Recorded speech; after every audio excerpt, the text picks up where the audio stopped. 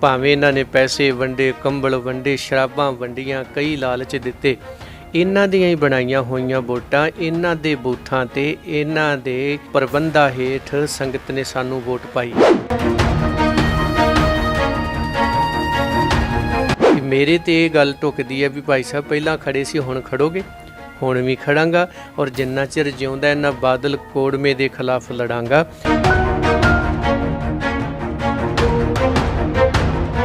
ਸਾਡਾ ਸਭ ਤੋਂ ਪਹਿਲਾ ਕੰਮ ਹੋਊਗਾ ਗੁਰਦੁਆਰਾ ਪ੍ਰਬੰਧ ਦੇ ਵਿੱਚੋਂ ਬਾਦਲ ਕੋੜਮੇ ਦੀ ਗੰਦੀ ਸਿਆਸਤ ਦੀ ਦਖਲਅੰਦਾਜ਼ੀ ਬੰਦ ਕਰਨੀ। ਜਥੇਦਾਰ ਅੱਜ ਸਾਡੇ ਨੇ ਅਕਾਲ ਤਖਤ ਸਾਹਿਬ ਮਹਾਨ ਹੈ, ਪਰ ਬਾਦਲਾਂ ਦਾ ਜਥੇਦਾਰ ਬੇਈਮਾਨ ਹੈ।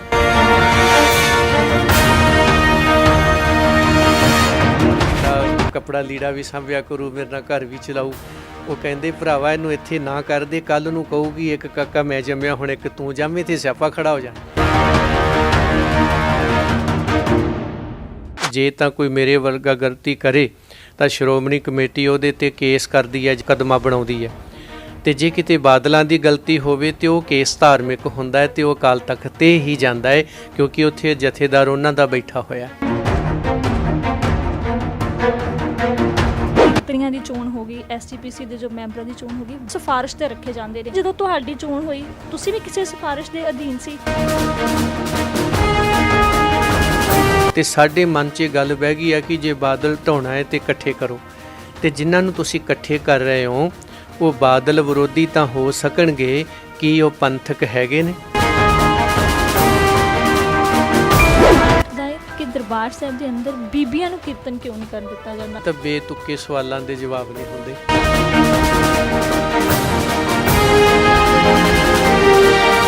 ਸਾਨੂੰ ਮਾਲਕ ਬਣਾਇਆ ਬਾਬਾ ਬੰਦਾ ਸਿੰਘ ਬਹਾਦਰ ਨੇ। ਅੱਜ ਸਾਡੇ ਟਰੈਕਟਰਾਂ ਤੋਂ ਬੰਦਾ ਸਿੰਘ ਬਹਾਦਰ ਨਿਕਲ ਗਏ, ਟਰੈਕਟਰਾਂ ਤੇ ਲੱਚਰ ਕਲਾਕਾਰਾਂ ਦੇ ਗੀਤ ਆ ਗਏ।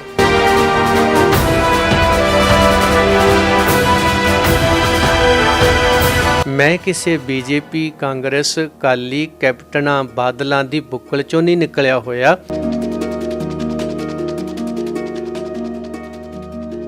ਉਹ ਜਿਹੜਾ 6 ਮਹੀਨੇ ਉਹ ਵੱਟਾਂ ਤੇ ਤੁਰਿਆ ਫਿਰਦਾ, ਮੁੜ ਕੇ 6 ਘੰਟੇ ਨਹੀਂ ਮੰਡੀ 'ਚ ਕੱਟਦਾ, ਕਹਿੰਦਾ ਹੁਣ ਇਹਨੂੰ ਸੁੱਟ ਦਿਓ ਜਿੱਦਾਂ ਜਾਂਦੀ ਜਾਣਦੇ ਹੋ।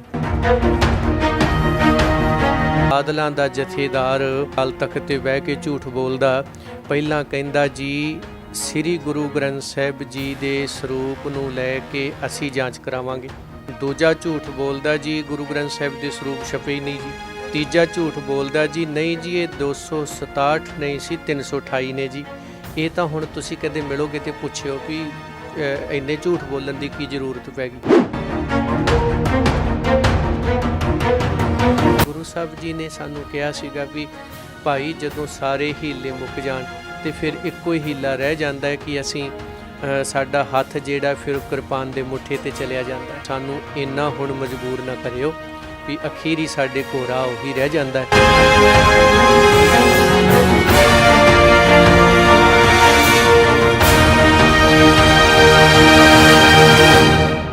ਵਾਹਿਗੁਰੂ ਜੀ ਕਾ ਖਾਲਸਾ, ਵਾਹਿਗੁਰੂ ਜੀ ਕੀ ਫਤਿਹ। ਤੁਸੀਂ ਦੇਖ ਰਹੇ ਹੋ ਸੁਰਖਾਬ ਟੀਵੀ ਤੇ ਮੈਂ ਹਾਂ ਗੁਰਪ੍ਰੀਤ ਕੌਰ। ਅੱਜ ਜਿਸ ਸ਼ਖਸੀਅਤ ਦੇ ਨਾਲ ਮੈਂ ਤੁਹਾਨੂੰ ਮਿਲਾਉਣ ਜਾ ਰਹੀ ਹਾਂ, ਪੰਜਾਬ ਦੇ ਵਿੱਚ ਉਹ ਕਿਸੇ ਵੀ ਜਾਣ ਪਛਾਣ ਦੇ ਮੁਹਤਾਜ ਨਹੀਂ ਨੇ। ਜੀ ਹਾਂ, ਮੈਂ ਗੱਲ ਕਰ ਰਹੀ ਹਾਂ ਸਿੱਖ ਪ੍ਰਚਾਰਕ ਅਤੇ ਕੀਰਤਨੀਏ, ਸਿੱਖ ਸਦਭਾਵਨਾ ਦਲ ਦੇ ਮੁਖੀ ਭਾਈ ਬਲਦੇਵ ਸਿੰਘ ਵਡਾਲਾ ਜੀ ਦੀ। ਆਪ ਜੀ ਦਾ ਸਵਾਗਤ ਹੈ ਜੀ ਭਾਈ ਸਾਹਿਬ। ਵਾਹਿਗੁਰੂ ਜੀ ਕਾ ਖਾਲਸਾ, ਵਾਹਿਗੁਰੂ ਜੀ ਕੀ ਫਤਿਹ। ਜੀ ਭਾਈ ਸਾਹਿਬ ਜੀ, ਸ਼ੁਰੂਆਤ ਦੇ ਵਿੱਚ ਥੋੜ੍ਹਾ ਜਿਹਾ ਪਿੱਛੇ ਜਾਣਾ ਚਾਹਾਂਗੇ। ਦਿੱਲੀ ਚੋਣਾਂ ਹੁੰਦੀਆਂ ਨੇ, ਤੁਸੀਂ ਚੋਣਾਂ ਲੜੇ, ਕੁਝ ਕਾਰਨਾਂ ਦੇ ਕਰਕੇ ਬਹੁਤੀ ਸਫਲਤਾ ਹਾਸਿਲ ਨਹੀਂ ਹੁੰਦੀ, ਪਰ ਅੱਜ ਕੱਲ੍ਹ ਜੋ ਚਰਚਾਵਾਂ ਛਿੜਦੀਆਂ ਨੇ ਕਿ ਤੁਸੀਂ ਐਸਜੀਪੀਸੀ ਚੋਣਾਂ ਲੜਨ ਦੇ ਵੀ ਤਤਪਰ ਹੋ, ਕੀ ਲੱਗਦਾ ਹੈ ਕਿ ਇਹਨਾਂ ਚੋਣਾਂ ਦੇ ਵਿੱਚ ਸਫਲਤਾ ਹਾਸਿਲ ਹੋਵੇਗੀ? ਪਹਿਲਾਂ ਤਾਂ ਮੈਂ ਦਿੱਲੀ ਵਾਲਾ ਜ਼ਰੂਰ ਦੱਸ ਦਿਆਂ ਕਿ ਕੁਝ ਲੋਕ ਨੇ ਜਿਹੜੇ ਉਹਦੇ ਵਿੱਚ ਸਿਆਸੀ ਤੌਰ 'ਤੇ ਦੂਸ਼ਣਬਾਜ਼ੀ ਕਰਦੇ ਆ। ਜਿਹੜਾ ਸੱਚਾਈ ਹੈ ਜਾਂ ਉਹਦਾ ਸਰਵੇਖਣ ਜੇ ਅਗਰ ਕੀਤਾ ਜਾਏ, 2017 ਦੇ ਵਿੱਚ ਅਸੀਂ ਦਿੱਲੀ ਚੋਣ ਜਾ ਕੇ ਗੁਰਦੁਆਰਾ ਪ੍ਰਬੰਧ ਸੁਧਾਰ ਲਹਿਰ ਤਹਿਤ ਲੜੇ ਹਾਂ, ਔਰ ਉਹ ਗੁਰਦੁਆਰਾ ਪ੍ਰਬੰਧ ਸੁਧਾਰ ਲਹਿਰ ਅਸੀਂ 2016 22 ਮਾਰਚ ਨੂੰ ਅਨੰਦਪੁਰ ਸਾਹਿਬ ਜੀ ਦੀ ਧਰਤੀ ਤੋਂ ਆਰੰਭ ਕੀਤੀ ਜਿਹੜੀ ਕਦੇ ਬਾਬਾ ਬੁੱਢਾ ਸਾਹਿਬ ਜੀ ਵਰਗਿਆਂ ਨੇ ਇਹ ਰੀਤ ਤੋਰੀ ਸੀ, ਉਸੇ ਨਕਸ਼ੇ ਕਦਮ ਚੱਲਦਿਆਂ ਅਸੀਂ ਉਹਦੀ ਆਰੰਭਤਾ ਕੀਤੀ ਔਰ ਗੁਰਦੁਆਰਾ ਪ੍ਰਬੰਧ ਸੁਧਾਰ ਲਹਿਰ ਵੱਲੋਂ ਸਿੱਖ ਸਦਭਾਵਨਾ ਦਲ ਨੇ ਦਿੱਲੀ 2017 ਦੀਆਂ ਚੋਣਾਂ ਲੜ ਕੇ ਇਹ ਸਰਵੇਖਣ ਕੀਤਾ ਗਿਆ ਕਿ ਸਾਡੇ ਵਿੱਚ ਇੱਕ ਚੀਜ਼ ਪਾਈ ਗਈ ਆ ਸਿੱਖਾਂ ਦੇ ਅੰਦਰ ਕਿ ਸਿੱਖ ਨੇ ਸਿਆਸੀ ਲੜਾਈ ਲੜਨੀ ਹੈ, ਸਿੱਖ ਨੇ ਧਾਰਮਿਕ ਲੜਨੀ ਹੈ, ਸਿੱਖ ਨੇ ਸਮਾਜਿਕ ਲੜਨੀ ਹੈ, ਸਿੱਖ ਨੇ ਆਰਥਿਕਤਾ ਲੜਨੀ ਹੈ। ਉਹਨੂੰ ਇੰਨਾ ਕੁ ਮਾਨਸਿਕ ਤੌਰ 'ਤੇ ਕਮਜ਼ੋਰ ਕਰ ਦਿੱਤਾ ਕਿ ਦੋਵਾਂ 'ਚੋਂ ਇੱਕ ਨੂੰ ਚੁਣ, ਬਾਦਲ ਨੂੰ ਜਾਂ ਕੈਪਟਨ ਨੂੰ, ਬੀਜੇਪੀ ਨੂੰ ਜਾਂ ਕਾਂਗਰਸ ਨੂੰ। ਇਹਨਾਂ ਤੋਂ ਬਿਨਾਂ ਤੂੰ ਤੁਰ ਨਹੀਂ ਸਕਦਾ। ਵੀ ਇਹ ਕਹਿ ਲਈਏ ਕਿ ਸਾਨੂੰ ਲੰਗੜੇ ਲੂਲੇ ਬਣਾਤਾ। ਇੱਕ ਤਾਂ ਅਸੀਂ ਦੱਸਣਾ ਚਾਹੁੰਦੇ ਸੀ ਨਾ ਅਸੀਂ ਲੰਗੜੇ ਆ ਨਾ ਅਸੀਂ ਲੂਲੇ ਆ। ਅਸੀਂ ਧੰਨ ਗੁਰੂ ਗੋਬਿੰਦ ਸਿੰਘ ਸਾਹਿਬ ਮਹਾਰਾਜ ਜੀ ਦੇ ਸਪੁੱਤਰ ਹਾਂ ਔਰ ਗੁਰੂ ਨਾਨਕ ਸਾਹਿਬ ਜੀ ਨੇ ਜਿਹੜੀ ਗੱਲ ਕਹੀ ਸੀ, ਨਾ ਹਮ ਹਿੰਦੂ ਨਾ ਮੁਸਲਮਾਨ, ਉਸੇ ਤਹਿਤ ਦਿੱਲੀ ਲਾਹੌਰ ਦੇ ਵਿੱਚ ਅਕਾਲ ਤਖਤ ਹੈ, ਆਨੰਦਪੁਰ ਸਾਹਿਬ ਖਾਲਸੇ ਦੀ ਸਿਰਜਣਾ ਹੈ। ਇਹ ਕਿਸੇ ਸਰਕਾਰਾਂ ਨਾਲ ਮਿਲ ਕੇ ਨਹੀਂ ਕੀਤੀ ਗਈ। ਮਹਾਰਾਜ ਜੀ ਨੇ ਗੁਰੂ ਪਰਮੇਸ਼ਰ ਦੇ ਆਸਰੇ ਆਪ ਕੀਤੀ ਹੈ। ਗੁਰੂ ਗ੍ਰੰਥ ਸਾਹਿਬ ਜੀ ਦੀ ਸੰਪਾਦਨਾ ਧੰਨ ਗੁਰੂ ਅਰਜਨ ਦੇਵ ਮਹਾਰਾਜ ਜੀ ਨੇ ਗੁਰੂ ਪਰਮੇਸ਼ਰ ਦੇ ਆਸ਼ੇ 'ਤੇ ਕੀਤੀ ਹੈ। ਅਤੇ ਗੁਰੂ ਨਾਨਕ ਸਾਹਿਬ ਨੂੰ ਪੁੱਛਿਆ ਗਿਆ ਤੁਹਾਡੇ ਮਗਰ ਕਿਹੜੀ ਤਾਕਤ ਆ, ਅਤੇ ਮਹਾਰਾਜ ਜੀ ਦੇ ਬਚਨ ਸਨ ਜਿਹੜੇ ਭਾਈ ਗੁਰਦਾਸ ਜੀ ਨੇ ਜ਼ਿਕਰ ਕੀਤਾ ਹੈ, ਬਾਜੋਂ ਸੱਚੇ ਨਾਮ ਦੇ ਹੋਰ ਕਰਾਮਾਤ ਅਸਾਂ 'ਤੇ ਨਾਹੀਂ, ਗੁਰਸੰਗਤ ਬਾਣੀ ਬਿਨਾਂ ਦੂਜੀ ਓਟ ਨਹੀਂ ਹੈ ਰਾਈ। ਇਸ ਗੱਲ ਨੂੰ ਸਿੱਧ ਕਰਨ ਲਈ ਅਸੀਂ ਸਿੱਖ ਸਦਭਾਵਨਾ ਦਲ ਵੱਲੋਂ ਇਹ ਚੋਣ ਲੜੀ ਕਿ ਸਿੱਖ ਨੌਜਵਾਨੀ ਜਾਂ ਸਾਡੇ ਸਿੱਖਾਂ ਦੀ ਮਾਨਸਿਕਤਾ ਜਿਹੜੀ ਬਣਾਈ ਗਈ ਆ ਕਿ ਦੇਖੋ ਜੀ ਇਹਨਾਂ ਤੋਂ ਬਿਨਾਂ ਚੱਲਿਆ ਹੀ ਨਹੀਂ ਜਾ ਸਕਦਾ, ਕਿਉਂਕਿ ਇਲੈਕਸ਼ਨ ਵਾਲੇ ਲੋਕ ਸਾਂ ਅਤੇ ਇਲੈਕਸ਼ਨ ਸਿਸਟਮ 'ਚ ਫਸ ਗਏ ਆ।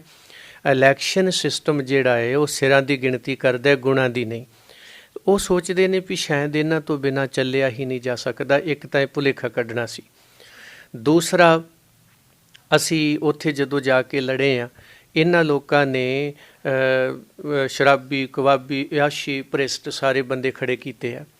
ਅਸੀਂ ਉਹਦੇ ਵਿੱਚ ਅੰਮ੍ਰਿਤਧਾਰੀ ਨਿਤਨੇਮੀ ਸਿੰਘ ਲੱਭੇ ਆ ਔਰ 46 ਸੀਟਾਂ ਨੇ 28 ਬੰਦੇ ਖੜ੍ਹੇ ਕੀਤੇ ਆ ਔਰ ਕਰੀਬਨ 15 ਤੋਂ 20 ਦਿਨਾਂ ਦੀ ਤਿਆਰੀ ਹੈ। 8 ਦਿਨ ਰਹਿੰਦਿਆਂ ਸਾਨੂੰ ਚੋਣ ਨਿਸ਼ਾਨ ਮਿਲਦਾ ਹੈ।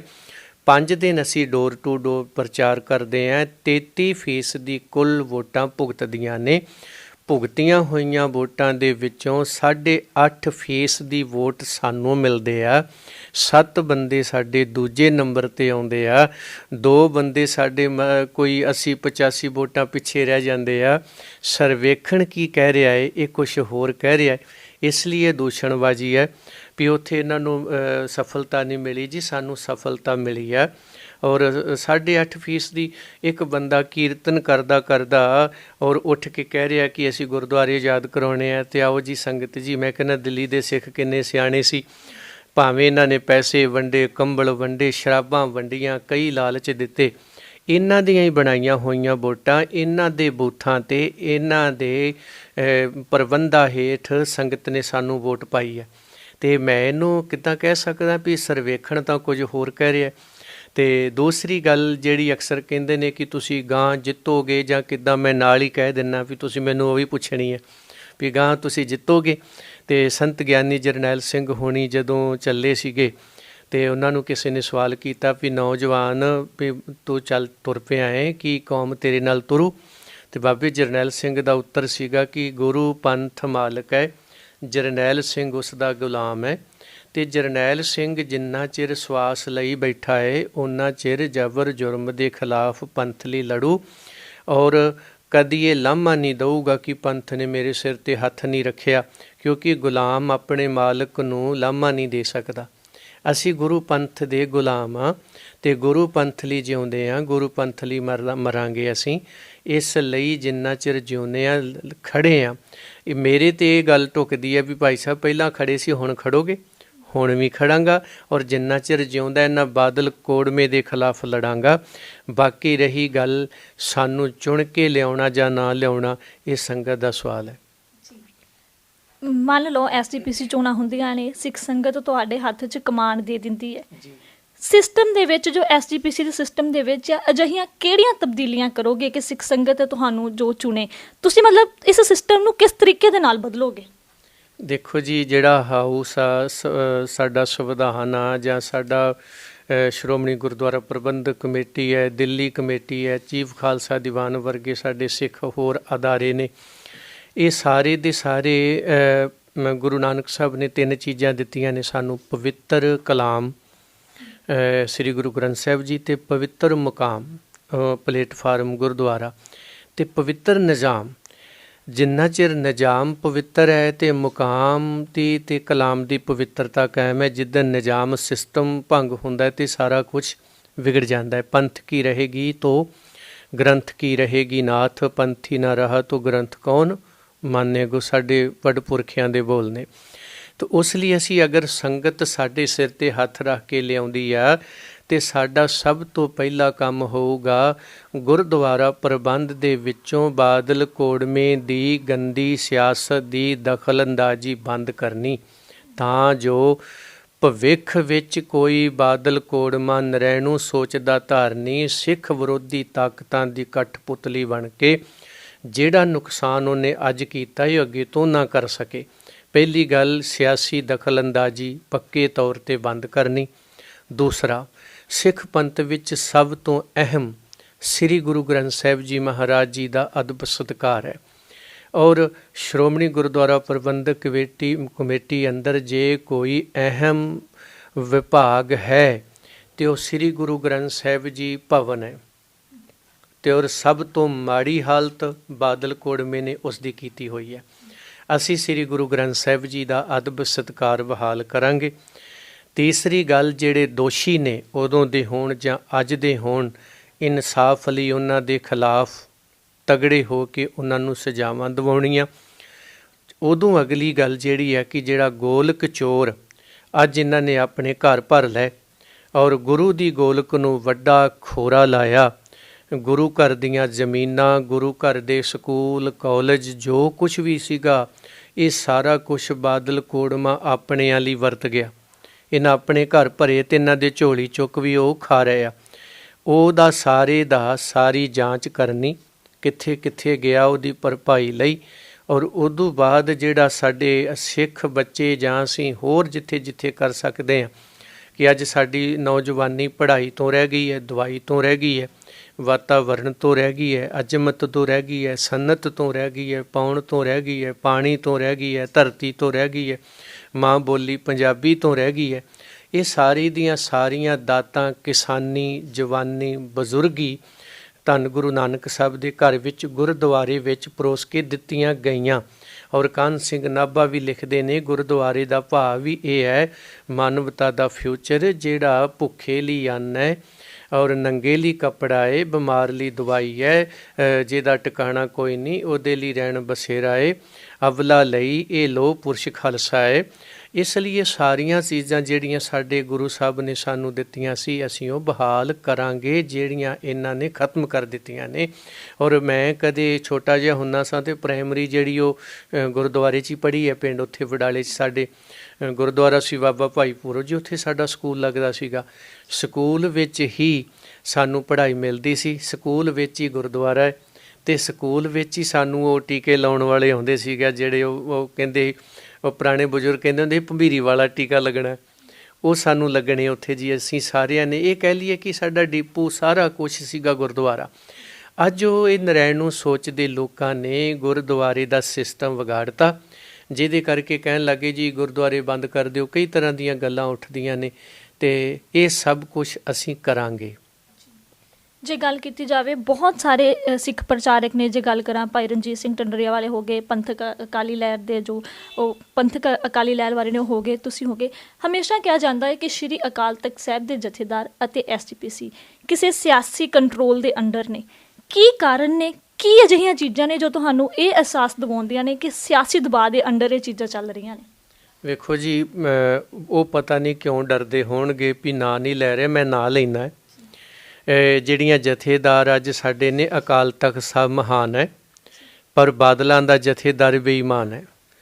ਔਰ ਇਹ ਬਾਦਲਾਂ ਦੇ ਜਿਹੜੇ ਜਥੇਦਾਰ ਲਾਏ ਹੋਏ ਨੇ, ਬਾਦਲ ਦਲ ਸਿੱਖ ਵਿਰੋਧੀ ਤਾਕਤਾਂ ਦੀ ਕਠਪੁਤਲੀ ਹੈ। ਔਰ ਪਿਛਲੇ ਕਈ ਦਹਾਕਿਆਂ ਤੋਂ ਇਹ ਅਕਾਲ ਤਖਤ ਸਾਹਿਬ ਨੂੰ ਵਰਤ ਕੇ ਮਨ ਮਰਜ਼ੀਆਂ ਕਰ ਰਿਹਾ, ਤੇ ਇਹਨਾਂ ਨੇ ਜਿੱਥੇ ਤਖਤ ਸਾਹਿਬਾਨਾਂ ਦੀ ਮਾਣ ਮਰਜ਼ਾਦਾ ਨੂੰ ਢਾਹ ਲਾਈ। ਪਹਿਲਾਂ ਵੀ ਕਈ ਜਥੇਦਾਰ ਆਏ, ਬਾਦਲਾਂ ਨਾਲ ਮਿਲ ਕੇ ਉਹਨਾਂ ਨੇ ਆਪਣੇ ਘਰ ਭਰ ਲਏ। ਬਾਦਲ ਕੋੜਮੇ ਨੇ ਆਪਣੀਆਂ ਸਿਆਸੀ ਰੋਟੀਆਂ ਸੇਕ ਲਈਆਂ, ਚਾਹੇ ਉਹਦੇ 'ਚ ਹੁਕਮਨਾਮੇ ਸੀ ਸੌਦੇ ਸਾਧ ਵਾਲੇ ਜਾਂ ਹੋਰ ਕੁਝ ਸੀ ਸਾਡੇ 'ਤੇ ਥੋਪਿਆ ਗਿਆ। ਜਦੋਂ ਕਿਤੇ ਕੋਈ ਵੱਡੀ ਘਟਨਾ ਵਾਪਰਦੀ ਹੈ, ਜੇ ਤਾਂ ਕੋਈ ਮੇਰੇ ਵਰਗਾ ਗਲਤੀ ਕਰੇ ਤਾਂ ਸ਼੍ਰੋਮਣੀ ਕਮੇਟੀ ਉਹਦੇ 'ਤੇ ਕੇਸ ਕਰਦੀ ਹੈ, ਜਾ ਕੇ ਪੁਲਿਸ ਕੇਸ ਮੁਕੱਦਮਾ ਬਣਾਉਂਦੀ ਹੈ। ਅਤੇ ਜੇ ਕਿਤੇ ਬਾਦਲਾਂ ਦੀ ਗਲਤੀ ਹੋਵੇ ਤਾਂ ਉਹ ਕੇਸ ਧਾਰਮਿਕ ਹੁੰਦਾ ਹੈ ਅਤੇ ਉਹ ਅਕਾਲ ਤਖਤ 'ਤੇ ਹੀ ਜਾਂਦਾ ਹੈ, ਕਿਉਂਕਿ ਉੱਥੇ ਜਥੇਦਾਰ ਉਹਨਾਂ ਦਾ ਬੈਠਾ ਹੋਇਆ ਔਰ ਉਹਨਾਂ ਦੇ ਹੱਕ 'ਚ ਉਹਨੇ ਫਤਵਾ ਦੇਣਾ ਹੈ। ਕਾਦੀ ਕੂੜ ਬੋਲ ਮਲ ਖਾਏ, ਬ੍ਰਾਹਮਣ ਨਾਵੇ ਜੀਆਂ ਕਾਏ, ਜੋਗੀ ਜੁਗਤ ਨ ਜਾਣੇ ਅੰਧ, ਤੀਨੇ ਉਜਾੜੇ ਕਾ ਬੰਦ, ਕਾਜੀ ਹੋਏ ਰਿਸ਼ਵਤੀ। ਇਹ ਰਿਸ਼ਵਤੀ ਖੋਰ ਜਿਹੜੇ ਜਥੇਦਾਰ ਸੀਗੇ ਬਾਦਲਾਂ ਦੇ ਬਣਾਏ ਹੋਏ, ਉਹਨਾਂ ਨੇ ਵੱਡਾ ਨੁਕਸਾਨ ਕੀਤਾ ਹੈ। ਔਰ ਇਹ ਸਿਆਸਤ ਬਾਦਲਾਂ ਦੀ ਭਾਰੂ ਹੈ ਔਰ ਸਿਆਸਤ ਜਿਹੜੀ ਸੀਗੀ ਇਹਨਾਂ ਤੋਂ ਅੱਜ ਉਹ ਗੰਦੀ ਨੀਤੀ ਕਰਵਾ ਰਹੀ ਹੈ ਇੱਥੇ ਅਕਾਲ ਤਖਤ ਸਾਹਿਬ ਤੋਂ। ਇਹਨਾਂ ਦੇ ਪਿੱਛੇ ਵੀ ਜੋ ਕੁਛ ਵਾਪਰਿਆ, ਸਿੱਖ ਵਿਰੋਧੀ ਤਾਕਤਾਂ, ਪਹਿਲਾਂ ਉਹ ਜਿੱਦਾਂ ਮਾਨ ਸਾਹਿਬ ਦਾ ਇੱਕ ਨਾਨਾ ਸੀਗਾ ਰੂੜ ਸਿੰਘ, ਉਹਦੇ ਤੋਂ ਸਰੋਪਾ ਡੁਆਇਰ ਨੂੰ ਦਵਾ ਦੇਣਾ। ਇਹ ਇੱਥੋਂ ਪਤਾ ਲੱਗਦਾ ਹੈ ਵੀ ਸਿੱਖ ਵਿਰੋਧੀ ਤਾਕਤਾਂ ਨੇ ਕਦੋਂ ਦਾ ਜੰਜਾਲ ਸਾਡੇ ਗਲ ਪਾਇਆ। ਅਤੇ ਅਕਾਲੀ ਫੂਲਾ ਸਿੰਘ ਵਰਗਿਆਂ ਤੋਂ ਬਾਅਦ ਸ਼ਾਇਦ ਅਸੀਂ ਅਕਾਲੀ ਫੂਲਾ ਸਿੰਘ ਬਹਾਲ ਨਹੀਂ ਕਰ ਸਕੇ, ਅਤੇ ਅਸੀਂ ਇਹ ਵੀ ਯਤਨ ਕਰਾਂਗੇ। ਯਤਨ ਕੀ, ਸਾਡਾ ਇਹ ਮਕਸਦ ਹੈ, ਸਾਡੀ ਮੰਜ਼ਿਲ ਹੈ, ਅਸੀਂ ਅਕਾਲੀ ਫੂਲਾ ਸਿੰਘ ਬਹਾਲ ਕਰਾਂਗੇ ਤਾਂ ਜੋ ਜਿਹੜੀ ਸ੍ਰੀ ਅਕਾਲ ਤਖਤ ਸਾਹਿਬ ਅਤੇ ਬਾਦਲ ਕੋੜਮਾ ਗੰਦੀ ਰਾਜਨੀਤੀ ਖੇਡ ਰਿਹਾ ਹੈ, ਇਹਨੂੰ ਬੰਦ ਕਰਕੇ ਇੱਥੇ ਅਕਾਲੀ ਫੂਲਾ ਸਿੰਘ ਦੇ ਰਾਹੀਂ ਸਿੱਖ ਨੀਤੀ ਧੰਨ ਗੁਰੂ ਹਰਗੋਬਿੰਦ ਸਾਹਿਬ ਨੇ ਜਿਹੜੀ ਬਖਸ਼ਿਸ਼ ਕੀਤੀ ਹੈ ਉਹਦਾ ਆਗਾਜ਼ ਕੀਤਾ ਜਾਏ ਔਰ ਆਉਣ ਵਾਲੇ ਸਮਿਆਂ 'ਚ ਇੱਕ ਚੰਗੀ ਸ਼ੁਰੂਆਤ ਅਤੇ ਚੰਗੀ ਜਿਹੜੀ ਸਾਡੀ ਗੱਲ ਮਾਣ ਮਰਜ਼ਾਦਾ ਬਹਾਲ ਹੋ ਸਕੇ। ਗੱਲ ਤੁਸੀਂ ਹਮੇਸ਼ਾ ਕਰਦੇ ਆ, ਮੰਨਿਆ ਜਾਂਦਾ ਹੈ ਕਿ ਭਾਈ ਬਲਦੇਵ ਸਿੰਘ ਜੀ ਵਡਾਲਾ ਇੱਕ ਐਂਟੀ ਬਾਦਲ ਧਿਰ ਦੇ ਪ੍ਰਮੁੱਖ ਨਾਮ ਮੰਨੇ ਜਾਂਦੇ ਨੇ। ਹੋਰ ਵੀ ਬਹੁਤ ਐਂਟੀ ਬਾਦਲ ਧਿਰਾਂ ਨੇ, ਜਿੱਦਾਂ ਮੈਂ ਗੱਲ ਪਹਿਲਾਂ ਵੀ ਕੀਤੀ ਸੀ ਪੰਥਕ ਅਕਾਲੀ ਲਹਿਰ ਬਾਰੇ। ਪਰ ਲੱਗਦਾ ਨਹੀਂ ਕਿ ਵੱਖ-ਵੱਖ ਪਲੇਟਫਾਰਮਸ ਤੋਂ ਅਸੀਂ ਇਹ ਸਟੈਪ ਚੱਕ ਰਹੇ ਹਾਂ। ਜੇ ਸਾਰੇ ਇੱਕ ਪਲੇਟਫਾਰਮ 'ਤੇ ਆ ਜਾਈਏ ਜਾਂ ਇੱਕ ਪਲੇਟਫਾਰਮ 'ਤੇ ਤੁਸੀਂ ਸਾਰੇ ਇਕੱਠੇ ਹੋ ਜਾਓ, ਫਿਰ ਕੋਈ ਕਾਰਵਾਈ ਕਰੋ ਤਾਂ ਜ਼ਿਆਦਾ ਬੈਨੀਫੀਸ਼ੀਅਲ ਰਹੇਗੀ। ਹਾਂ, ਇਹ ਮੈਂ ਪਹਿਲਾਂ ਸ਼ੁਰੂਆਤ 'ਚ ਕਹਿ ਚੁੱਕਾ ਹਾਂ ਵੀ ਸਾਡੀ ਹਾਰ ਮਾਨਸਿਕਤਾ ਹਾਰੀ ਹੋਈ ਦੀ ਨਿਸ਼ਾਨੀ ਹੈ ਕਿ ਕਦੇ ਬਾਦਲ ਕੋੜਮੇ ਨੇ ਇਹ ਸੋਚਿਆ ਵੀ ਮੇਰੇ ਅੱਗੇ ਹਜ਼ਾਰਾਂ ਪਾਰਟੀਆਂ ਖੜੀਆਂ ਅਤੇ ਮੈਂ ਉਹਨਾਂ ਨਾਲ ਮਿਲ ਕੇ ਲੜਾਂ। ਦੁਸ਼ਮਣ ਆਪਣੇ ਆਪ ਨੂੰ ਇੰਨਾ ਤਾਕਤਵਰ ਸਮਝ ਰਿਹਾ ਹੈ ਵੀ ਉਹ ਕਹਿੰਦਾ ਵੀ ਮੈਂ ਇਕੱਲਾ ਹੀ ਬੜਾ ਇਹਨਾਂ ਲਈ। ਅਸੀਂ ਬਾਬਾ ਬੰਦਾ ਸਿੰਘ ਬਹਾਦਰਾਂ ਦੇ ਵਾਰਸ, ਧੰਨ ਗੁਰੂ ਕਲਗੀਧਰ ਪਿਤਾ ਦੇ ਪੁੱਤਰ, ਸ਼ਹੀਦ ਭਾਈ ਲਛਮਣ ਸਿੰਘ ਹੋਣਾ ਦੇ ਵਾਰਸ ਆਉਣ ਵਾਲੇ, ਅਤੇ ਸਾਡੇ ਮਨ 'ਚ ਗੱਲ ਬਹਿ ਗਈ ਹੈ ਕਿ ਜੇ ਬਾਦਲ ਢਾਉਣਾ ਹੈ ਤਾਂ ਇਕੱਠੇ ਕਰੋ। ਅਤੇ ਜਿਨ੍ਹਾਂ ਨੂੰ ਤੁਸੀਂ ਇਕੱਠੇ ਕਰ ਰਹੇ ਹੋ ਉਹ ਬਾਦਲ ਵਿਰੋਧੀ ਤਾਂ ਹੋ ਸਕਣਗੇ, ਕੀ ਉਹ ਪੰਥਕ ਹੈਗੇ ਨੇ?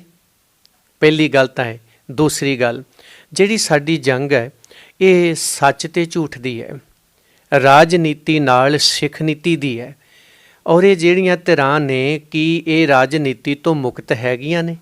ਕਿਤੇ ਇਹ ਤਾਂ ਨਹੀਂ ਵੀ ਇਹਨਾਂ ਦੇ ਪਿੱਛੇ ਰਾਜਨੀਤੀ ਹੈ ਅਤੇ ਇਹ ਇੱਕ ਧਾਰਮਿਕ ਵਿੰਗ ਬਣਾ ਕੇ ਸਿੱਖ ਪੰਥ 'ਚ ਪੇਸ਼ ਕੀਤਾ ਹੋਇਆ ਹੈ।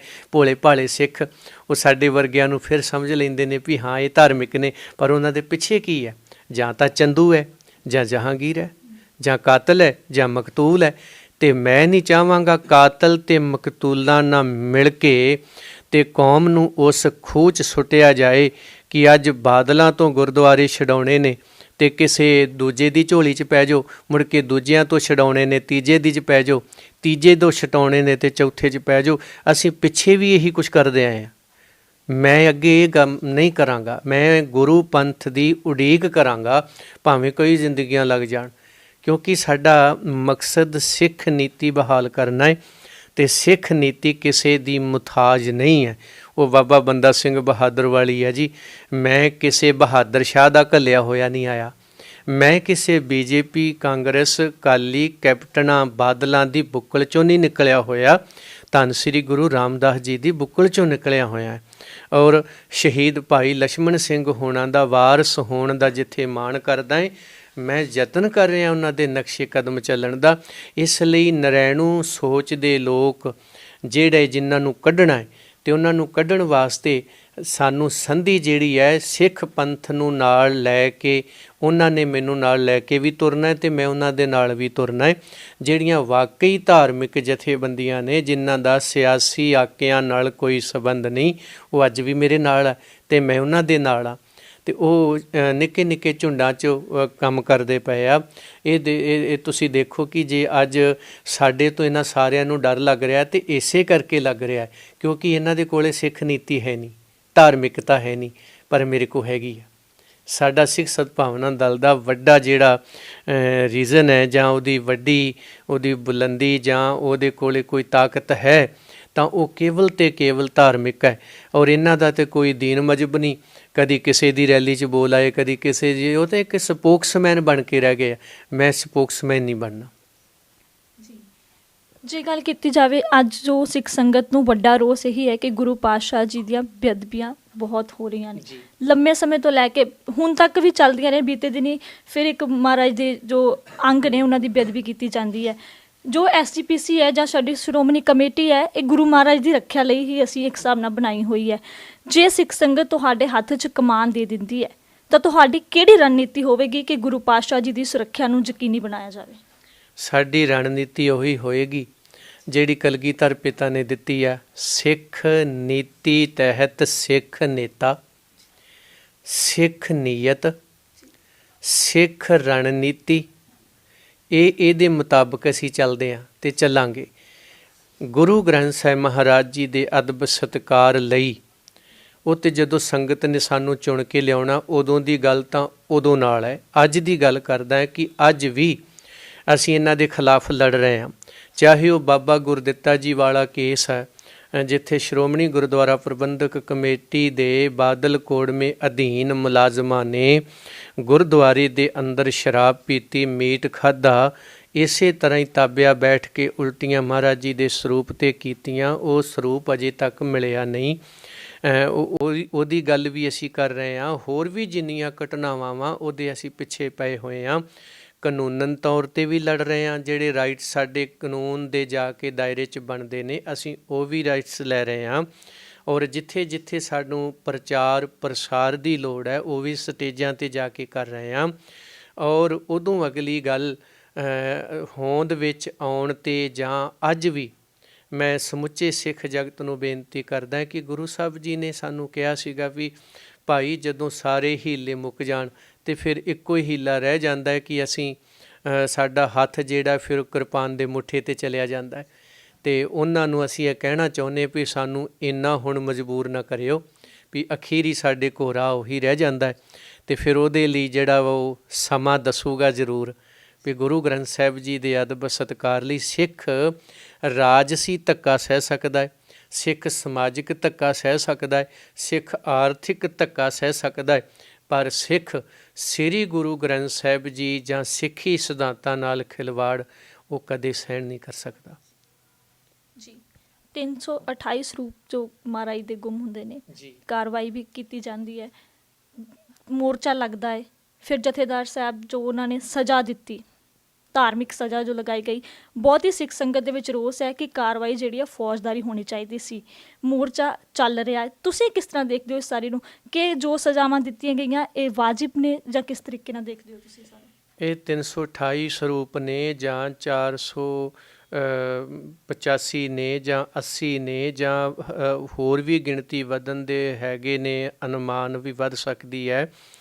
ਇਸ ਵਿਸ਼ੇ 'ਤੇ ਅਸੀਂ ਆਪਣੇ ਤੌਰ 'ਤੇ ਕਾਰਜ ਕਰ ਰਹੇ ਹਾਂ ਔਰ ਜਿਸ ਦਿਨ ਅਸੀਂ ਉਹਦੇ ਵਿੱਚ ਸਾਰਾ ਕੁਛ ਉਹਦਾ ਪ੍ਰੋਪਰ ਕਾਰਜ ਕਰ ਲਿਆ ਉਸ ਦਿਨ ਇਸ ਚੀਜ਼ ਨੂੰ ਲੈ ਕੇ ਮੈਂ ਮੀਡੀਆ 'ਚ ਆਵਾਂਗਾ ਜ਼ਰੂਰ। ਅਤੇ ਹਾਲ ਦੀ ਘੜੀ ਮੈਂ ਇਹ ਕਹਾਂਗਾ ਕਿ ਸ੍ਰੀ ਗੁਰੂ ਗ੍ਰੰਥ ਸਾਹਿਬ ਜੀ ਦੇ ਅਦਬ ਲਈ ਚਾਹੇ ਉਹ ਬਰਗਾੜੀ ਕਾਂਡ ਹੈ, ਚਾਹੇ ਉਹ ਬਾਬਾ ਗੁਰਦਿੱਤਾ ਜੀ ਕਾਂਡ ਹੈ, ਚਾਹੇ ਉਹ 328 ਨੇ, ਜਾਂ ਬਾਦਲਾਂ ਦਾ ਜਥੇਦਾਰ ਜਿਹੜਾ ਸੀਗਾ ਅਕਾਲ ਤਖ਼ਤ 'ਤੇ ਬਹਿ ਕੇ ਝੂਠ ਬੋਲਦਾ, ਪਹਿਲਾਂ ਕਹਿੰਦਾ ਜੀ ਸ੍ਰੀ ਗੁਰੂ ਗ੍ਰੰਥ ਸਾਹਿਬ ਜੀ ਦੇ ਸਰੂਪ ਨੂੰ ਲੈ ਕੇ ਅਸੀਂ ਜਾਂਚ ਕਰਾਵਾਂਗੇ, ਦੂਜਾ ਝੂਠ ਬੋਲਦਾ ਜੀ ਗੁਰੂ ਗ੍ਰੰਥ ਸਾਹਿਬ ਦੇ ਸਰੂਪ ਛਪੇ ਹੀ ਨਹੀਂ ਜੀ, ਤੀਜਾ ਝੂਠ ਬੋਲਦਾ ਜੀ ਨਹੀਂ ਜੀ ਇਹ 267 ਨਹੀਂ ਸੀ 328 ਨੇ ਜੀ।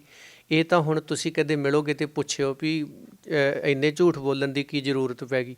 ਇੱਕ ਆਮ ਬੰਦਾ ਵੀ ਗੁਰੂ ਘਰ ਸੋਚਦਾ ਵੀ ਮੈਂ ਗੁਰੂ ਘਰ ਝੂਠ ਨਹੀਂ ਬੋਲ ਸਕਦਾ, ਭਾਵੇਂ ਉਹ ਬਾਹਰ ਬੋਲੀ ਜਾਏ। ਔਰ ਬਾਹਰ ਕੀਤੇ ਹੋਏ ਪਾਪ ਉਹ ਗੁਰੂ ਘਰ ਬਖਸ਼ਾਉਂਦੇ ਨੇ। ਇਹ ਕਾਰੀ ਉੱਥੇ ਰਹੇ ਨੇ, ਕਿੱਥੇ ਬਖਸ਼ੇ ਜਾਣਗੇ। ਇਹ ਇਹਨਾਂ ਨੂੰ ਜਦੋਂ ਕਿਤੇ ਮਿਲੋਗੇ ਜ਼ਰੂਰ ਪੁੱਛਿਓ। ਔਰ ਇਹ 328 ਸਰੂਪ ਨੇ ਜਾਂ ਹੋਰ ਨੇ, ਉਹਨਾਂ ਸਾਰਿਆਂ ਦਾ ਹੱਲ ਇੱਕੋ ਹੀ ਹੈ, ਜੂਆਂ ਮਾਰਨ ਨਾਲੋਂ ਝੋਟਾ ਮਾਰ ਲਓ। ਵੀ ਬਾਦਲ ਕੋੜਮਾ ਜਿਹੜਾ ਗੰਦੀ ਸਿਆਸਤ ਕਰ ਰਿਹਾ ਹੈ ਗੁਰੂ ਘਰਾਂ 'ਚ, ਇਹਨੂੰ ਕੱਢ ਦਿਓ। ਸਾਰਾ ਮਸਲਾ ਜਿਹੜਾ ਸਾਡਾ ਹੱਲ ਹੋ ਸਕਦਾ ਹੈ ਔਰ ਬੜੀ ਛੇਤੀ ਹੋ ਸਕਦਾ ਹੈ। ਜਿੱਥੋਂ ਤੱਕ ਮੋਰਚਿਆਂ ਦਾ ਸਵਾਲ ਹੈ, ਚਾਹੇ ਉਹ ਬਰਗਾੜੀ ਸੀ, ਮੈਨੂੰ ਤੁਸੀਂ ਪਤਾ ਨਹੀਂ ਕਿਹੜੀ ਨਜ਼ਰ ਨਾਲ ਵੇਖੋ, ਮੈਂ ਨਹੀਂ ਗਿਆ ਉੱਥੇ, ਔਰ ਚੱਬੇ ਵਿੱਚ ਵੀ ਮੈਂ ਨਹੀਂ ਗਿਆ। ਇੱਥੇ ਵੀ ਮੈਨੂੰ ਵੀਰਾਂ ਦੇ ਫੋਨ ਆਏ ਅਤੇ ਮੈਂ ਉਹਨਾਂ ਸਾਰੇ ਵੀਰਾਂ ਨੂੰ ਕਿਹਾ ਕਿ ਜਿਹੜੇ ਤੁਸੀਂ ਗੁਰੂ ਗ੍ਰੰਥ ਸਾਹਿਬ ਜੀ ਅਦਬ ਦੀ ਗੱਲ ਕਰਦੇ ਹੋ, ਦੋਸ਼ੀਆਂ ਦੇ ਖਿਲਾਫ ਗੱਲ ਕਰਦੇ ਹੋ, ਨਰੈਣੂ ਸੋਚ ਦੇ ਖਿਲਾਫ ਗੱਲ ਕਰਦੇ ਹੋ, ਉਹ ਲੜਾਈ ਅਸੀਂ ਵੀ 2016 ਤੋਂ ਲੜ ਰਹੇ ਹਾਂ, ਉਹਦੇ ਅਸੀਂ ਬਿਲਕੁਲ ਨਾਲ ਹਾਂ। ਪਰ ਸਿੱਖ ਸਦਭਾਵਨਾ ਦਲ ਦੀ ਇਹ ਰਣਨੀਤੀ ਹੈ ਨਹੀਂ ਕਿ ਉਹ ਇਸ ਤਰ੍ਹਾਂ ਦੀ ਕੋਈ ਗੱਲ ਕਰੇ ਕਿ ਉੱਥੇ ਅਸੀਂ ਗੁਰੂ ਘਰ ਦੇ ਵਿੱਚ ਅਪ ਸ਼ਬਦ ਬੋਲੀਏ ਜਾਂ ਅਸੀਂ ਕੋਈ ਉੱਚਾ ਨੀਵਾਂ ਬੋਲੀਏ ਜਾਂ ਕੋਈ ਹੋਰ ਇਸ ਤਰ੍ਹਾਂ ਦੀ ਗੱਲ ਕਰੇ। ਉਹ ਉਹਨਾਂ ਮੰਗਾਂ ਦੇ ਨਾਲ ਅਸੀਂ ਜ਼ਰੂਰ ਸਹਿਮਤ ਹਾਂ, ਪਰ ਇਹ ਜਿਹੜਾ ਢੰਗ ਹੈ ਇਹ ਸਾਡਾ ਨਹੀਂ ਹੈ। ਇਸ ਲਈ ਮੈਂ ਇਹਦੇ ਵਿੱਚ ਨਹੀਂ ਪੈਣਾ ਚਾਹੁੰਦਾ। ਜੇ ਗੱਲ ਕਰਾਂ ਕਿ ਸ਼੍ਰੀ ਦਰਬਾਰ ਸਾਹਿਬ ਦੀ ਜੋ ਕੀਰਤਨੀਆਂ ਦੀ ਚੋਣ ਹੋ ਗਈ, SGPC ਦੇ ਜੋ ਮੈਂਬਰਾਂ ਦੀ ਚੋਣ ਹੋ ਗਈ, ਵੱਡੇ ਇਲਜ਼ਾਮ ਲੱਗਦੇ ਨੇ ਵੀ ਸਿਫਾਰਿਸ਼ 'ਤੇ ਰੱਖੇ ਜਾਂਦੇ ਨੇ। ਤੁਸੀਂ ਵੀ ਲੰਮਾ ਸਮਾਂ ਉੱਥੇ ਕੀਰਤਨ ਕੀਤਾ। ਇਹ ਪੁੱਛਣਾ ਚਾਹੂੰਗੀ ਕਿ ਜਦੋਂ ਤੁਹਾਡੀ ਚੋਣ ਹੋਈ, ਤੁਸੀਂ ਵੀ ਕਿਸੇ ਸਿਫਾਰਿਸ਼ ਦੇ ਅਧੀਨ ਸੀ? ਕੋਈ ਇਹੋ ਜਿਹਾ ਚੱਕਰ ਹੈ ਜੋ ਇਲਜ਼ਾਮ ਲੱਗਦੇ ਨੇ? ਵੇਖੋ ਜੀ, ਸਿੱਖ ਨੀਤੀ ਅਤੇ ਰਾਜਨੀਤੀ ਦਾ ਹੀ ਫਰਕ ਹੈ। ਰਾਜਨੀਤੀ ਨੇ ਹਮੇਸ਼ਾ ਸਿਫਾਰਿਸ਼, ਸ਼ਾਮ, ਦਾਮ, ਦੰਡ, ਭੇਦ ਵਰਤਣੇ ਆ, ਸਿੱਖ ਨੀਤੀ ਨੇ ਨਹੀਂ।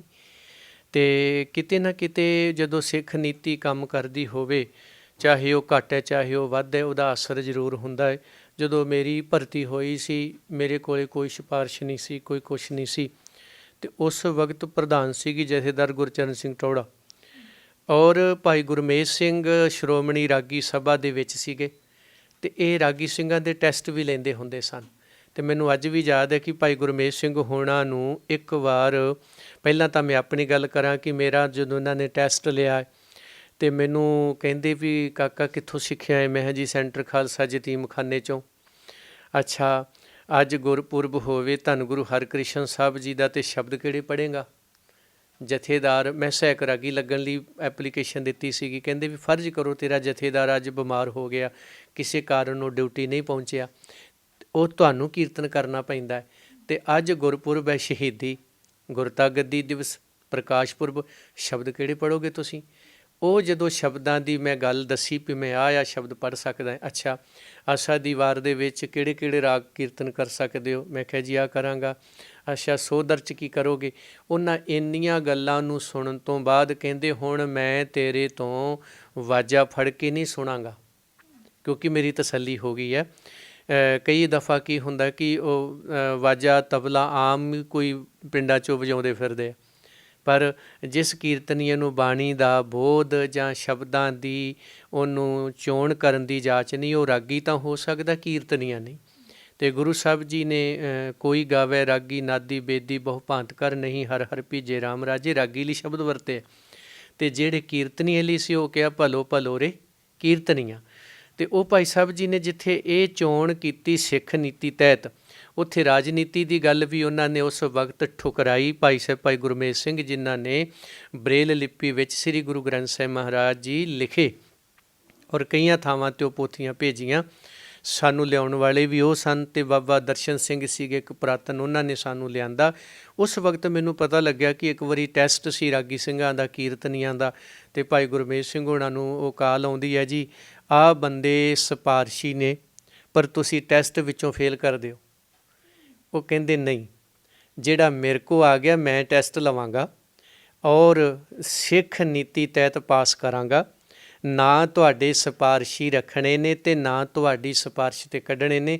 ਨਹੀਂ ਤੁਹਾਨੂੰ ਚੰਗਾ ਲੱਗਦਾ ਅਤੇ ਮੈਨੂੰ ਤੁਸੀਂ ਆਹ ਜਿਹੜੀ ਕੀਰਤਨ ਸਭਾ ਬਣਾਈ ਹੈ, ਮੈਨੂੰ ਇਹਦੇ 'ਚੋਂ ਬਾਹਰ ਕਰ ਦਿਓ। ਅਤੇ ਸਾਡੀ ਵੀ ਰਣਨੀਤੀ ਉਹੀ ਹੋਏਗੀ ਕਿ ਗੁਣਾਂ ਦੇ ਤਲ ਤੇ ਬਿਨਾਂ ਕਿਸੇ ਸਿਫਾਰਿਸ਼ ਤੋਂ ਉਹ ਕੀਰਤਨੀਏ ਦੀ ਜਾਂ ਕਿਸੇ ਮੁਲਾਜ਼ਮ ਦੀ ਜਾਂ ਕਿਸੇ ਉਹ ਸੇਵਾਦਾਰ ਦੀ ਗੱਲ ਹੋਊਗੀ, ਨਾ ਕਿ ਪਰਚੀ ਸਿਸਟਮ ਜਿਹੜਾ ਬਾਦਲਾਂ ਦਾ ਚੱਲਦਾ ਹੈ। ਇਹਨੂੰ ਤਾਂ ਆਪਾਂ ਬੰਦ ਕਰਨਾ, ਅਸੀਂ ਕਰਾਂਗੇ। ਪਿੱਛੇ ਜੇ ਵਿਵਾਦ ਵੀ ਬਹੁਤ ਉੱਠਿਆ ਰਾਗੀ ਸਿੰਘਾਂ ਦਾ ਤੇ ਭਾਈ ਗਿਆਨੀ ਜਗਤਾਰ ਸਿੰਘ ਜੀ ਦਾ, ਕੀ ਲੱਗਦਾ ਹੈ ਉਹ ਵਿਵਾਦ ਸੀਗਾ ਕਿ ਰਾਗਾਂ ਨੂੰ ਲੈ ਕੇ, ਕਿ ਰਾਗਾਂ ਦੇ ਵਿੱਚ ਕੀਰਤਨ ਨਹੀਂ ਹੁੰਦਾ? ਤੁਸੀਂ ਬਹੁਤ ਸਮਾਂ ਉੱਥੇ ਕੀਰਤਨ ਕੀਤਾ ਹੈ, ਤੁਸੀਂ ਅੰਦਰ ਦੀ ਸਾਰੀ ਮਰਿਆਦਾ ਨੂੰ ਸਮਝਦੇ ਹੋ।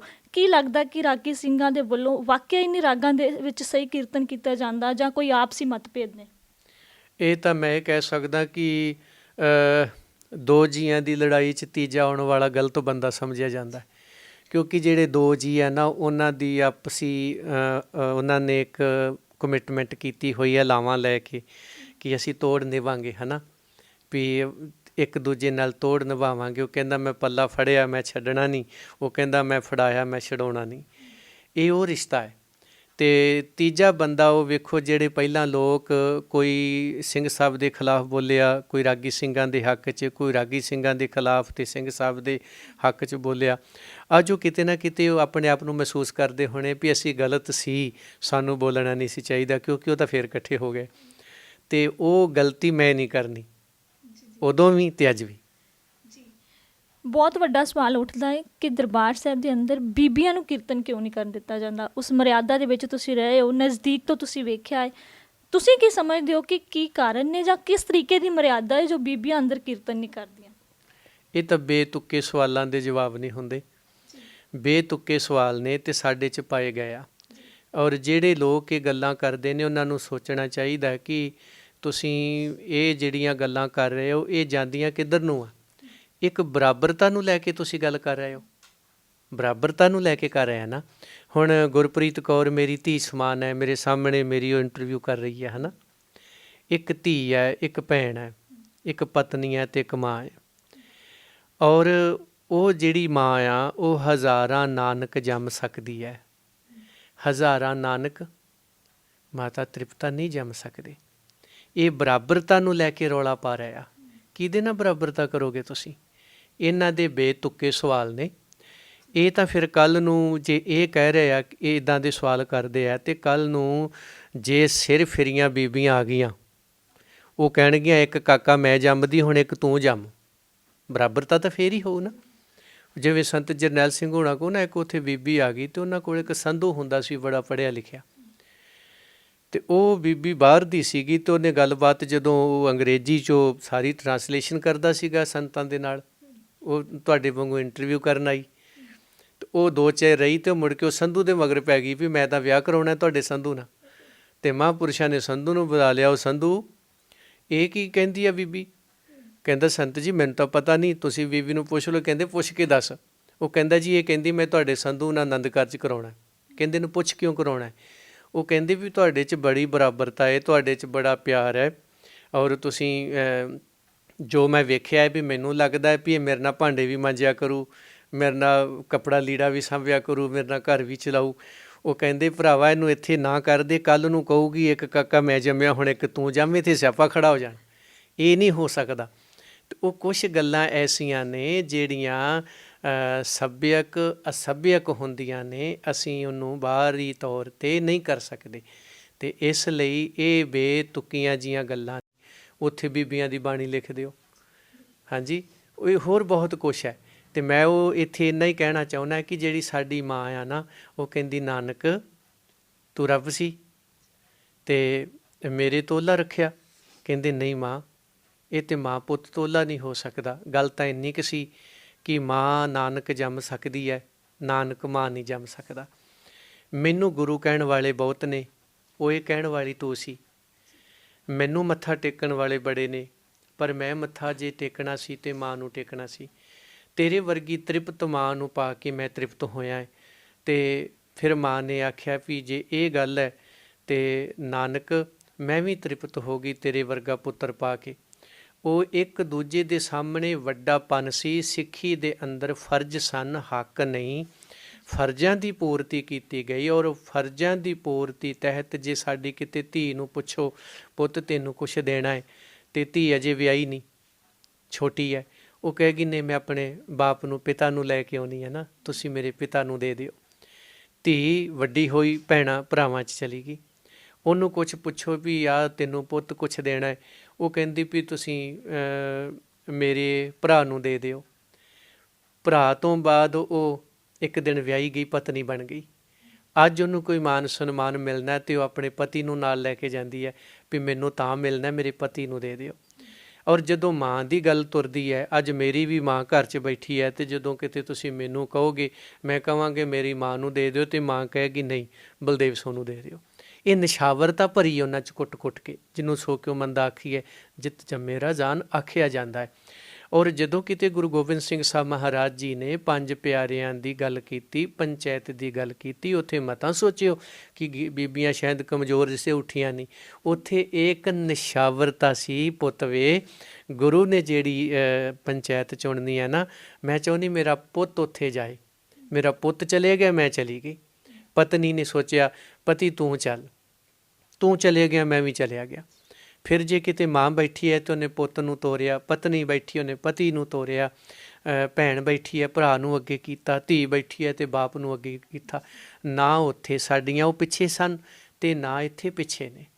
ਤੇ ਉਹ ਕੁਝ ਮਰਜ਼ਾਦਾ ਨੂੰ ਲੈ ਕੇ ਗੱਲਾਂ ਜਿਹੜੀਆਂ ਨੇ ਉਹ ਪੰਥ ਵਿੱਚ ਚੱਲਦੀਆਂ ਨੇ। ਬਾਕੀ ਜਦੋਂ ਅਸੀਂ ਉਹ ਕਿੱਸੇ ਨੇ ਜਾਂ ਉਹ ਗੱਲਾਂ ਨੇ, ਅਥਾਰਟੀ ਅਕਾਲ ਤਖਤ ਸਾਹਿਬ ਹੈ, ਅਤੇ ਜਿਸ ਦਿਨ ਅਸੀਂ ਉੱਥੇ ਪਹੁੰਚਦੇ ਹਾਂ ਜਾਂ ਸਾਡਾ ਅਕਾਲੀ ਫੂਲਾ ਸਿੰਘ ਬੈਠਦਾ ਹੈ, ਉਦਣ ਇਹ ਸਾਰੇ ਮਸਲੇ ਹੱਲ ਹੋ ਜਾਣੇ। ਅਤੇ ਕੂੜਾ ਕਰਕਟ ਸਾਡੇ ਪੰਥ 'ਚ ਖਿਲਾਰਿਆ ਹੋਇਆ ਹੈ, ਕਿਉਂਕਿ ਸਫਾਈ ਕਰਨ ਵਾਲਾ ਕੋਈ ਨਹੀਂ, ਸਾਰੇ ਖਿਲਾਰਾ ਪਾਉਣ ਵਾਲੇ ਆ। ਅਤੇ ਜਿਸ ਦਿਨ ਅਸੀਂ ਆਵਾਂਗੇ ਇਹ ਸਮੇਟ ਸਕਦੇ ਹਾਂ, ਕੋਈ ਵੱਡੀ ਗੱਲ ਨਹੀਂ। ਅੱਜ ਕੱਲ੍ਹ ਸਾਡੇ ਪੰਥਕ ਮਸਲੇ ਬਹੁਤ ਨੇ, ਚਾਹੇ ਉਹ ਰਹਿਤ ਮਰਿਆਦਾ ਦਾ ਹੋਵੇ, ਦਸਮ ਗ੍ਰੰਥ ਨੂੰ ਲੈ ਕੇ ਵਿਚਾਰਾਂ ਦੇ ਵਿੱਚ ਵੱਖਰਤਾ ਹੋਵੇ, ਕਿਉਂਕਿ ਵੱਖ-ਵੱਖ ਤਰੀਕੇ ਦੇ ਨਾਲ ਰੀਪ੍ਰਜੈਂਟ ਇੱਦਾਂ ਕੀਤਾ ਜਾਂਦਾ ਹੈ ਕਿ ਕੌਮ ਦੇ ਵਿੱਚ ਬਹੁਤ ਜਿਹੜੀਆਂ ਵਾ ਵੱਖਰਤਾ ਪਾ ਦਿੱਤੀਆਂ ਗਈਆਂ ਨੇ। ਸਿੱਖ ਸਦਭਾਵਨਾ ਦਲ ਅਜਿਹੀ ਕੀ ਰਣਨੀਤੀ ਹੈ ਜਾਂ ਅਜਿਹੀ ਕੀ ਚੀਜ਼ ਹੈ ਕਿ ਇਹ ਜੋ ਸਾਡੇ ਪੰਥਕ ਮਸਲੇ ਨੇ, ਜੋ ਸਾਡੇ ਮਤਭੇਦ ਨੇ, ਇਹਨਾਂ ਨੂੰ ਮਿਟਾ ਕੇ ਇੱਕ ਪਲੇਟਫਾਰਮ 'ਤੇ ਲਿਆ ਸਕੇ ਸਿੱਖ ਸੰਗਤ ਨੂੰ? ਸਾਡੀ ਰਣਨੀਤੀ ਇਹੀ ਹੈ ਕਿ ਸਭ ਦੇ ਨਾਲ ਤੁਰਨਾ ਅਤੇ ਸਭ ਨੂੰ ਨਾਲ ਲੈ ਕੇ ਤੁਰਨਾ, ਇਹ ਸਾਡੀ ਰਣਨੀਤੀ ਹੋਊਗੀ। ਔਰ ਜਿਹੜੇ ਵਖਰੇਵੇਂ ਪਾਏ ਗਏ ਨੇ ਜਾਂ ਸ਼ੰਕੇ ਪੈਦਾ ਕੀਤੇ ਗਏ ਨੇ, ਹੈ ਨਹੀਂ। ਜਦੋਂ ਸਿਰ ਜੋੜ ਕੇ ਬੈਠਾਂਗੇ ਤਾਂ ਸਾਰੇ ਖਤਮ ਹੋ ਜਾਣਗੇ। ਮੈਂ ਫਿਰ ਬੇਨਤੀ ਕਰਦਾ ਕਿ ਚਾਹੇ ਰਿਸ਼ਤਾ ਭੈਣ ਭਰਾ ਦਾ ਹੈ, ਪਤੀ ਪਤਨੀ ਦਾ ਹੈ, ਮਾਂ ਪੁੱਤਰ ਦਾ ਹੈ, ਜਾਂ ਕੋਈ ਹੋਰ ਵੀ ਹੈ ਸਾਡੇ 'ਚ ਭੈਣਾਂ ਦਾ ਆ। ਕੀ ਹੁੰਦਾ ਕਿ ਜਦੋਂ ਅਸੀਂ ਇੱਕ ਦੂਜੇ ਤੋਂ ਦੂਰੀਆਂ ਬਣਾਉਂਦੇ ਹਾਂ ਅਤੇ ਕਈ ਗੱਲਾਂ ਐਸੀਆਂ ਬਣ ਜਾਂਦੀਆਂ ਨੇ ਸਾਨੂੰ ਨੇੜੇ ਨਹੀਂ ਆਉਣ ਦਿੰਦੀਆਂ, ਪਰ ਜਦੋਂ ਅਸੀਂ ਕੋਲ ਬੈਠਦੇ ਹਾਂ ਉਦੋਂ ਕਹਿੰਦੇ ਕੀ ਗੱਲ ਸੀ, ਨਹੀਂ ਗੱਲ ਤਾਂ ਕੋਈ ਨਹੀਂ ਸੀ ਕਹਿੰਦੇ। ਇਹ ਉਹ ਗੱਲ ਆ, ਕੋਈ ਐਸੀ ਗੱਲ ਨਹੀਂ ਹੈ। ਅਤੇ ਸਿੱਖ ਸਦਭਾਵਨਾ ਦਲ ਹੋਂਦ 'ਚ ਆਇਆ ਹੈ।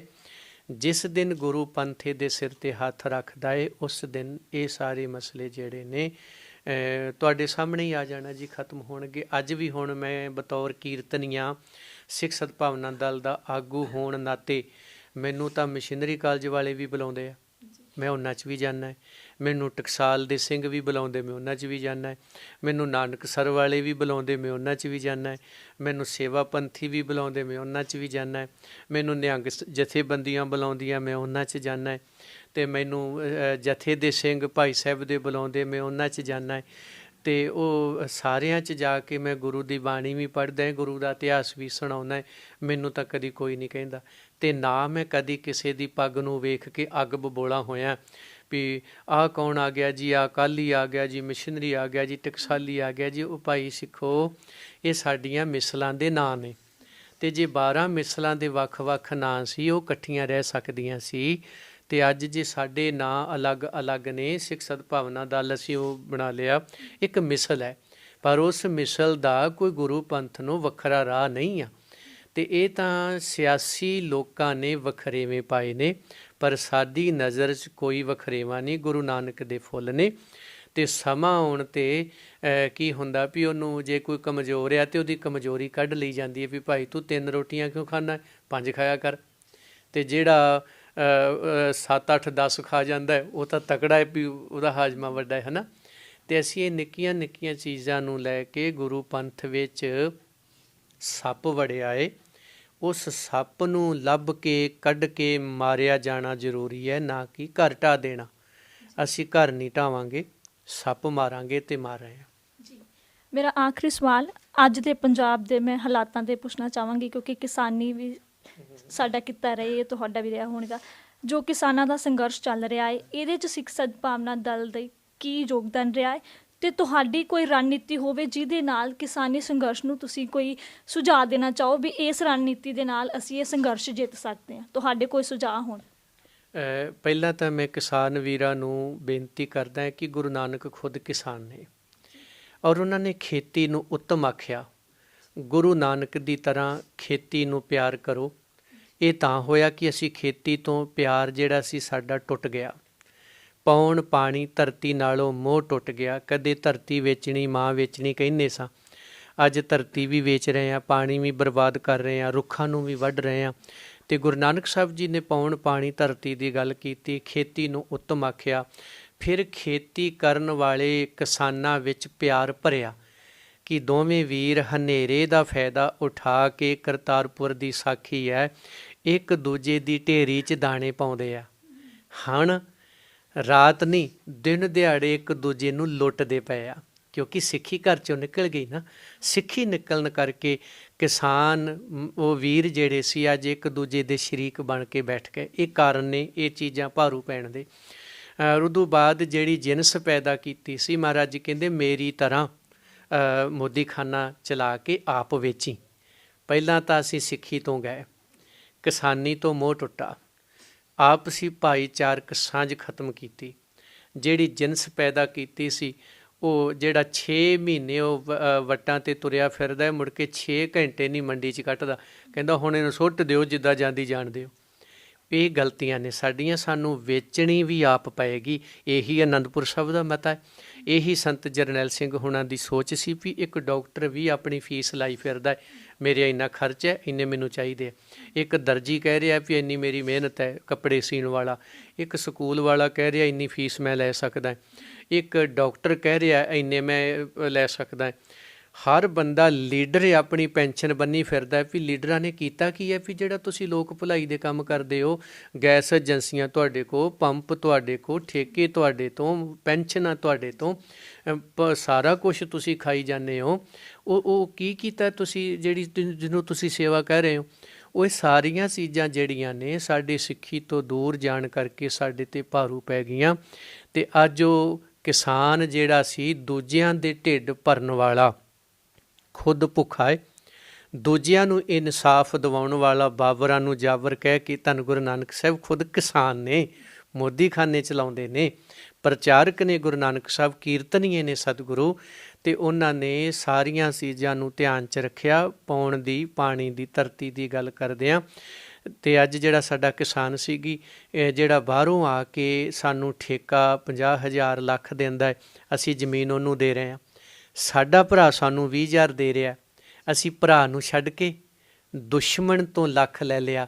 ਇਹ ਤਾਂ ਫਿਰ ਹੋਣਾ ਹੀ ਸੀ ਨਾ। ਉਹ ਜਿੱਦਾਂ ਕਿਸੇ ਨੇ 84 ਵੇਲੇ ਮੁਸਲਮਾਨ ਨੇ ਕਿਹਾ ਸੀ ਕਿ ਸਿੱਖਾਂ 'ਤੇ ਆ 84 ਵਾਪਰੀ, ਉਹ ਕਹਿੰਦੇ ਐਸਾ ਤਾਂ ਹੋਣਾ ਹੀ ਥਾ। ਕਹਿੰਦੇ ਕਿਉਂ? ਇਹ ਮੇਰੇ ਵੀਰ ਬਲਵਿੰਦਰ ਸਿੰਘ ਪੜੈਨ ਨੇ ਨਾ ਇੱਕ ਵਾਰੀ ਉਹਦੇ ਵਿੱਚ ਜਿਹੜੇ ਜੁਝਾਰ ਟਾਈਮ ਚਲਾਉਂਦੇ ਉਹਨਾਂ ਲਿਖਿਆ ਵੀ ਸੀ ਲੇਖ ਬੜਾ ਪਿਆਰਾ ਕਿ ਇਹ ਘਟਨਾਵਾਂ ਤਾਂ ਵਾਪਰੀਆਂ ਏ ਦੱਦਾ ਦੋਸ਼ ਨਾ ਦੇਹੂੰ ਕਿਸੇ, ਦੋਸ਼ ਕਰਮਾ ਆਪਣੇ, ਜੋ ਮੈਂ ਕੀਆ ਸੋ ਮੈਂ ਪਾਇਆ, ਦੋਸ਼ ਨਾ ਦੀਜੇ ਅਵਰ ਜਨਾ। ਔਰ ਸਾਨੂੰ ਮਾਲਕ ਬਣਾਇਆ ਬਾਬਾ ਬੰਦਾ ਸਿੰਘ ਬਹਾਦਰ ਨੇ। ਅੱਜ ਸਾਡੇ ਟਰੈਕਟਰਾਂ ਤੋਂ ਬੰਦਾ ਸਿੰਘ ਬਹਾਦਰ ਨਿਕਲ ਗਏ, ਟਰੈਕਟਰਾਂ 'ਤੇ ਲੱਚਰ ਕਲਾਕਾਰਾਂ ਦੇ ਗੀਤ ਆ ਗਏ। ਅਤੇ ਅੱਜ ਸਾਡੀ ਅਗਵਾਈ ਵੀ ਕੌਣ ਕਰ ਰਿਹਾ? ਬਾਬੇ ਨਹੀਂ ਕਰ ਰਹੇ, ਨਾ ਅਸੀਂ ਬਾਬੇ ਬਣਨ ਦੀ ਕੋਸ਼ਿਸ਼ ਕਰ ਰਹੇ ਹਾਂ।